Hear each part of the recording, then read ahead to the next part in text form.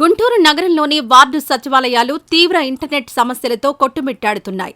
నగరపాలక సంస్థ ఇంటర్నెట్ బిల్లులు చెల్లించలేని స్థితిలో ఉండడంతో అనేక సచివాలయాల్లో ఇంటర్నెట్ సేవలు నిలిచిపోయాయి. దీని ఫలితంగా ప్రజలకు అందాల్సిన సేవలు నిలిచిపోవడమే కాకుండా సచివాలయ సిబ్బంది పనితీరుపైన తీవ్ర ప్రభావం పడుతోంది.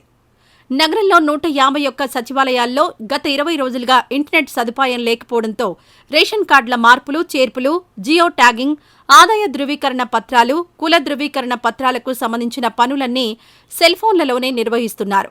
ఈ పరిస్థితిపై సచివాలయ సిబ్బంది ఉన్నతాధికారులకు పలుమార్లు తెలియజేసినప్పటికీ ఇప్పటివరకు ఎలాంటి స్పందన రాలేదని తెలుస్తోంది. డీఈఏఈల మీద బిల్లు పెట్టామని చెప్పుకుంటూ కాలయాపన చేస్తున్నారని సిబ్బంది వాపోతున్నారు. ముఖ్యంగా సెలవుల్లో ఎక్కువ మంది సచివాలయ సిబ్బంది ఇంటర్నెట్ లేక ఖాళీగా ఉంటున్న వైనం సచివాలయాల పనితీరుపై అధికారుల నిర్లక్ష్యాన్ని స్పష్టం చేస్తోంది.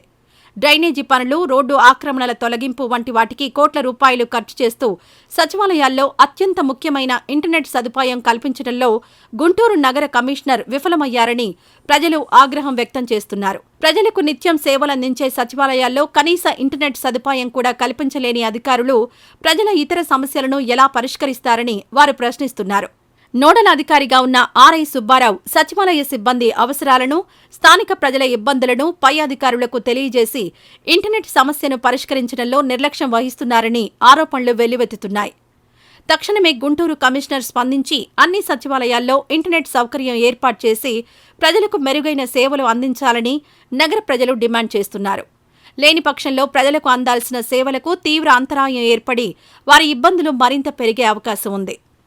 ఈ వీడియో నచ్చితే లైక్ చేయండి. అలాగే మా ఛానల్ ని ఫస్ట్ టైం కనుక చూస్తున్నట్టయితే ఇప్పుడే సబ్స్క్రైబ్ చేసుకుని పక్కనే ఉన్న గంట సింబల్ ని యాక్టివేట్ చేసుకోండి. అప్పుడే మేము పెట్టే ప్రతి వీడియో మీకు నోటిఫికేషన్ గా వస్తుంది. అలాగే ఈ వీడియో పూర్తిగా చూసినందుకు ధన్యవాదాలు.